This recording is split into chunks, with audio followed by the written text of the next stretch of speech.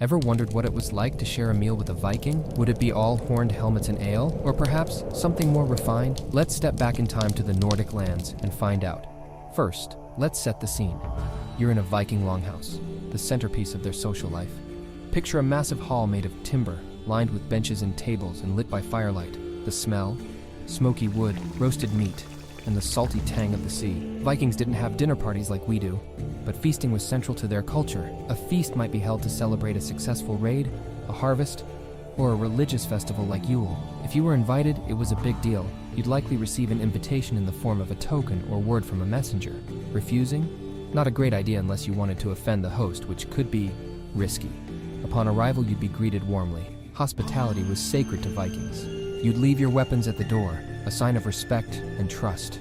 And now, it's time to eat. But what's on the menu? Viking cuisine was hearty and resourceful. You'd find roasted meats like pork or mutton, smoked fish, hearty stews, and flatbreads. Dairy products like cheese and butter were staples too. To drink, mead, ale, or even buttermilk. Vikings loved their mead, a sweet fermented drink made from honey. One thing to note, food was often shared communally. No individual plates here. Dinner wasn't just about eating, it was about storytelling, music, and forging bonds.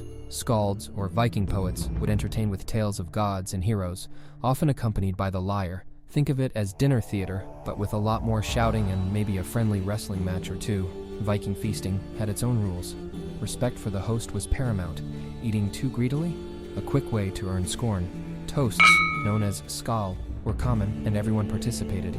And don't forget to praise the cook. An insult to the food was an insult to the household.